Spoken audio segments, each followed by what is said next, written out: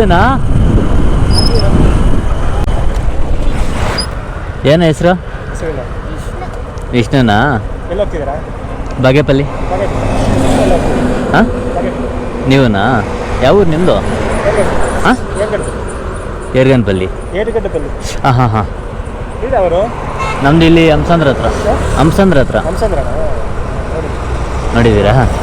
ಏನೋ ಸಮಾಚಾರ? ಹಾಕ್ಲಾ ಬ್ಲಾಗಲ್ಲಿ ಹಾಕ್ಲಾ? ಹಾಂ, ಫುಲ್ ಖುಷಿ. ನನ್ನ ಹೆಸರು ಶ್ರೀನಾಥ್ ಅಂತ, ಚಾನಲ್ ಹೆಸರು JD ಶ್ರೀನಾಥ್ ರೈಡರ್.